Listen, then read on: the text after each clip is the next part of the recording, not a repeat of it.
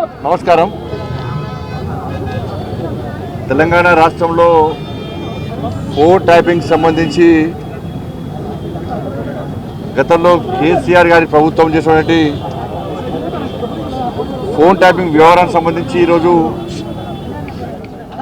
SIT అధికారులు గత వారం నెలల క్రితమే నాకు నోటీస్ ఇవ్వడం జరిగింది. ఆపరేషన్ సింధూర్ సంబంధించి పార్లమెంట్లో చర్చ జరుగుతున్న సందర్భంగా నేను దాన్ని వాయిదా వేసుకోవడం జరిగింది.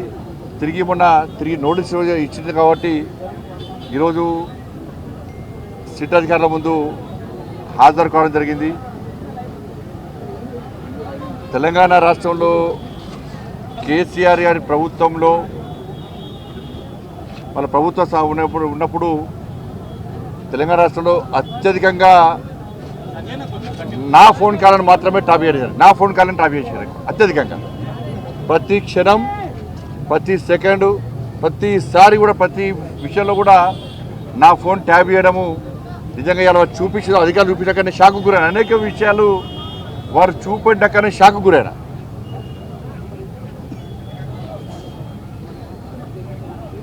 ఎంత నీచులు వీళ్ళంటే కేసీఆర్ కుటుంబము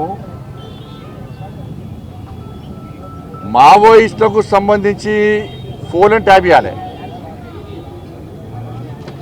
ఆ లిస్టులో మా పేర్లు పెట్టారు.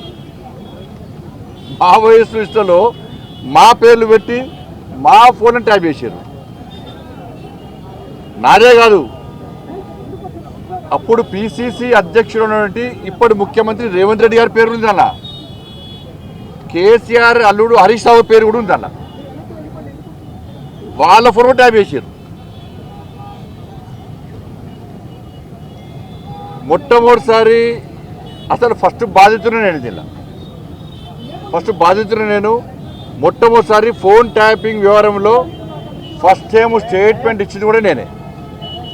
నేను గతం నుంచి చెప్తున్నా, ఇది మూర్ఖత్వ ప్రభుత్వము. వీళ్ళకు వావి వరుసలు ఏంలో వీళ్ళకు. ఇవాళ మంచి పండుగ, ఇవాళ రేపు ప్రధానమైన పండుగ. బంధాలు అనుబంధాలకు సంబంధించినటువంటి వాళ్ళ పండుగలు. ఇవాళ అమ్మవారి పండుగ అంటే వరలక్ష్మి శుక్రవారం, రేపు రాఖీ పండుగ. ఇవాళ ఇన్ని పండుగలైనా కూడా ఇవాళ వేలాది మంది ఇవాళ భారతీయ జనతా పార్టీ కార్యకర్తలు పండుగలు వదిలిపెట్టి తరలి వచ్చారు వాళ్ళు. కానీ అప్పుడు కేసీఆర్ ప్రభుత్వంలో వావి వరుస లేవు. వాళ్ళకు తల్లి లేదు, నా తండ్రి లేడు, నా అక్క లేదు, నా చెల్లి లేదు. వాళ్ళకు నా కుటుంబ సభ్యుల ఫోన్ ట్యాప్ చేసారు. నా ఫోను, నా కుటుంబ సభ్యులది, మా సిబ్బందిది, లాస్ట్కు మా ఇంట్లో పనిచేసే వర్కర్లు కూడా.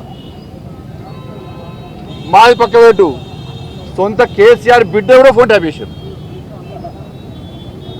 కేసీఆర్ అల్లుది కూడా చేశారు. వీళ్ళని ఏమనాలో తెలంగాణ సమాజం ఆలోచించాలి. అధికారులు నా దగ్గర సమాచారం, నేను నిన్న కానీ మొన్న కానీ చాలామంది మాజీ అధికారితో మాట్లాడినా, నా దగ్గర ఉన్నటువంటి ఆధారాలు కానీ నాకున్న సమాచారాన్ని కానీ పూర్తిగా వాళ్ళకు రిపోర్ట్ ఇవ్వడం జరిగింది. వాళ్ళు చెప్తున్న విషయాలు ఇంటుంటే ఎంత ఆశ్చర్యం అనిపించిందంటే, ఇంత ఘోరమైనటువంటి పరిస్థితి వాళ్ళు చెప్పే విషయాలు ఇంటుంటే.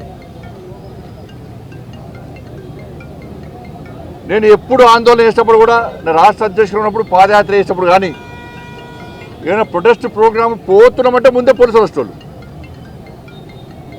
వెంటనే మా సిబ్బంది ఫోన్ చేయడము, ఎటు పోతున్నారు, ఇవాళ ప్రోగ్రామ్ ఎక్కడా, మీరు ప్రొటెస్ట్ చేద్దాం అనుకుంటున్నారు కదా, ఆ ప్రోగ్రామ్ ఎక్కడా, ఏడే చేస్తున్నారు అని చెప్పించి ముందే అడిగే ప్రయత్నం చేస్తే చాలా సందర్భాల్లో అనుమానాలు వచ్చినాయి. మేము అన్ని సందర్భాల్లో అనుమానం వచ్చిన తర్వాతనే ఈ విషయాన్ని బహిర్గతం చేయడం జరిగింది.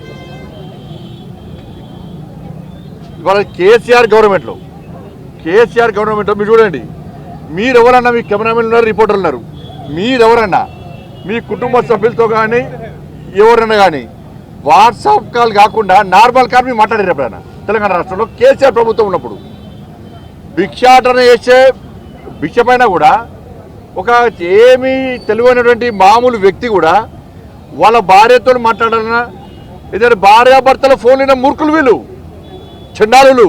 నీచ మనుషులు వీళ్ళు.